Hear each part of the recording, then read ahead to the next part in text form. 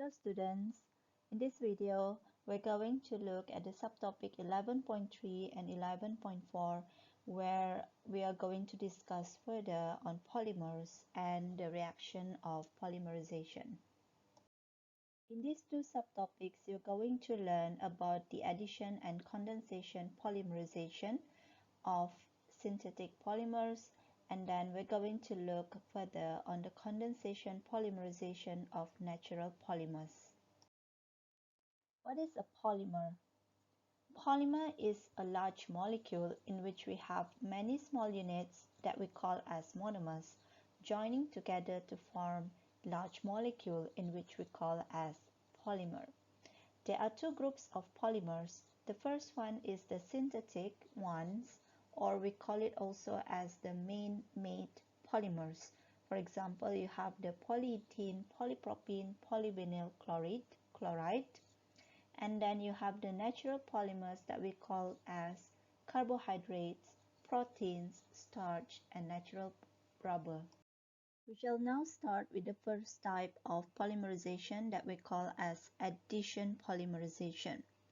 In order for us to have this type of polymerization, we need to have monomers with double bond that join together to give a long chain molecule with no other product. So we have an example here where we have the ethene as monomers joining together, and then we have the polymer polyethylene.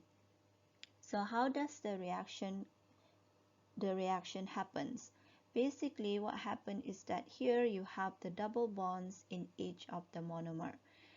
For instance, I'm taking this ethene as example. I'm going to break one of its double bond, and then from this bond I'm going to get two available bonds left and right.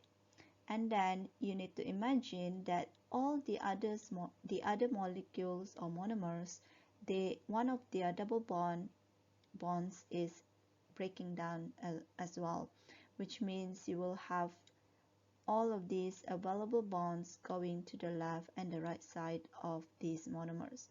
So these available bonds will be joining to give us one new bond if you want, and then they will join together to form the polymers that we have here.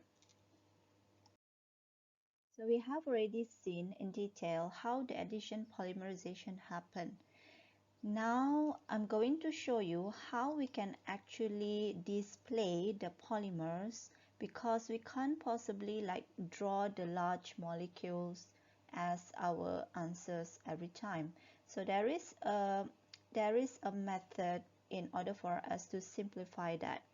For instance, here we have the monomer.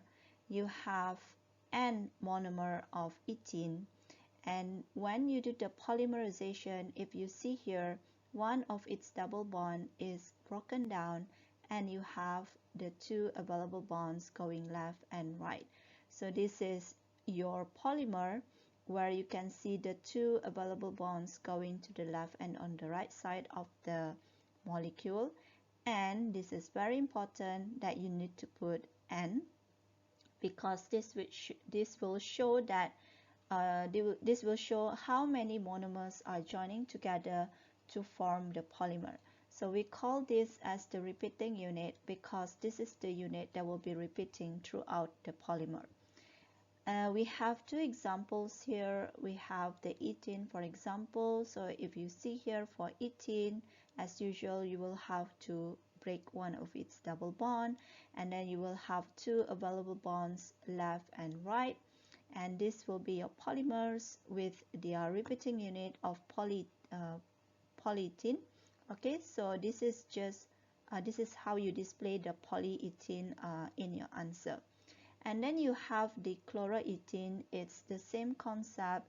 You break one of its double bond, and then you just need to show it like this in the bracket with two available bonds left and right with N, and this will be your repeating unit of your polychloroethene. So you have few usage of the polymers from this type of addition polymerization. So most of the polymers, they are used as plastic bags, plastic bottles, toys, cables, and then you can also use it, especially for the polychloroethene, you can use it as water pipes, you can use it as electrical wiring, tables, and chairs. Now we're going to look at the second type of polymerization that we call as condensation polymerization. In this second type of polymerization, the polymers are two different molecules joining together to give a long chain molecules with another one product. So this another one product is actually a small molecule that is eliminated when the monomers join. If you still remember just now when we have seen the addition polymerization, we only have one type of monomer and we only have one product. So the condensation polymerization is actually in the contrary to the addition polymerization. So you have here an example where we have a dicarboxylic acid, and also a diamine. Why do we call them as dicarboxylic acid and a diamine? It's because if you see one of the monomer here, the dicarboxylic acid, it has two functional group of carboxylic acid left and right side of its molecule. And then for the diamine, we have the functional group of NH2 amine left and right side of the molecule. So what happens during this condensation polymerization, you will eliminate the molecules of water, and after that you will see that these two monomers will join together to form the polymer. How does it work? So basically you will eliminate water.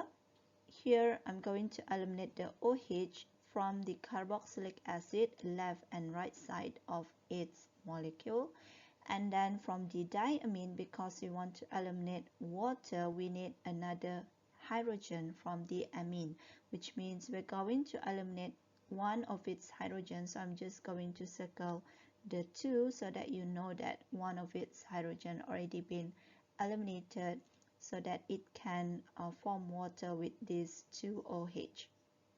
Alright, so then if you see here, you have already eliminated the two molecules of water. Now you are left with drawing the polymers that you have here. So basically this carbon, you have this carbon, and this, if you want the N, okay, and this N will be joining together, alright, to form your amide linkage. Okay, so you can see the amide linkage here in the polyamide, and then when you want to draw your polymer, if you still remember in the addition polymerization just now, you need to draw them in a bracket and you need to show the repeating unit. So it's similar to the condensation polymerization as well, where you need to draw the two available bonds left and right here, okay, where you have lost the OH and H, in order for you to show that this is your repeating unit. And you can see that here how it is drawn. You need to leave the two available bonds here, left and right, and then you put a bracket and the repeating unit, and then you will have your polyamide here. Okay, so we call this type of polymer as a polyamide. One of its synthetic polymer is a nylon. So nylon, usually we use it as for the fabric usage. Alright, the second type of condensation polymerization, it's actually a polyester. Just now we have seen a polyamide. Now we're going to look at a polyester. So the concept will be the same. We will have to eliminate the small molecules of water. So if you see the monomers, they are actually, they have it's similar. You have two functional group left and right, and then you have here a dialcohol because we want to form a polyester, which means you need a dicarboxylic acid and a dialcohol. So the concept will be the same. You're going to eliminate the OH and H from the dialcohol. So you need to do it left and right side of the molecule. Okay, so you have already circled the portion in which you will eliminate as small molecules, and then you just need to connect, okay, between this carbon and this oxygen, and you will have your ester linkage. All right. Okay, so this is what we draw. So you see that here you have your ester linkage in the middle of the polymer, and then as usual, if you see here, you have the left and on the right side. Here we don't really show, but actually you have one available bonds next to the oxygen. Okay, and then you just need to draw here the two available bonds left and right, just to show that it is you have the continuous repeating unit of this polymer, and then you close with the two brackets, you put the N, and this will be your polyester. So this is actually an example of terylene. Okay, so terylene is an example of the synthetic polymer for the polyester. So we also use it for the fabric usage. Okay, so now we're going to talk about plastic pollution, because sometimes in paper 4 especially, they will ask you questions about the plastic pollution, and they will, because we talk about addition polymerization. If you remember just now that we can get some of the products from this type of polymerization is actually plastics. That's why if you see in this topic or in this chapter, we talk also about the plastic pollution. So some of the problems of the plastic pollution is that most of them are actually logic, if you want. One of them is animals getting tangled in plastic waste, thus choking them. The second one, you have when you burn the plastic, it will release toxic gases, and then you know that it is non-biodegradable. And the fourth problem is that it can clog up the drains and cause flooding. Alright, so just now we have talked about the addition and condensation polymerization, and I have given you the example with the synthetic polymers. Alright, so now we're going to proceed with the natural polymers, which contain the amide or esters linkage. The concept will be the same. Okay, we have here protein, the natural polymers which contain the amide linkage, which is similar to nylon, and the monomer for protein is actually amino acid. If you take a look here, this is actually your monomer amino acid. But in the contrary to the monomer that you have seen just now, if you still remember for the condensation polymerization, the left and on the right side of the monomer, you need to have the same functional group. Okay, for example, like dicarboxylic acid, dialcohol, or diamine. But for protein, for the monomer amino acid, if you take a look here, on the left side, you have the amine, and on the right side you have the functional group of carboxylic acid. So if you see the functional, they don't really have the di-functional group on the left and the right side of the monomer, but they have like different functional group left and right. So you can put, for example, so here they have the amine and they have the carboxylic acid left and right side of the monomer. So how does the process or the reaction happen? The concept is the same. It is a condensation polymerization, which means that you are going to eliminate the water molecules. For example, this is your amino acid. So if here you see that you have the R1 and R2, it's just the alkyl. So R1 and R2, they are actually the alkyl group, okay, which means these two are two different amino acid because you have a different types of alkyl group. Okay, for example, this is your amino acid 1, amino acid 2. So the concept is the same. You're going to eliminate water molecules. For example, you're going to eliminate OH in the carboxylic acid, and you're going to eliminate the H in the amine. Alright, so basically after you have eliminated these molecules of water, you are going to just connect this carbon with the nitrogen here to form your amide, if you want amide linkage. And this is not complete actually because we already eliminate the OH and H.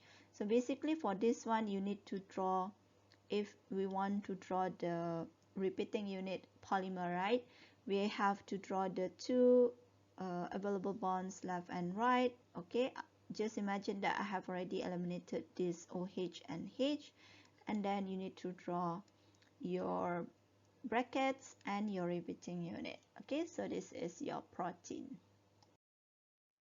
So we have seen just now how we can form polymers.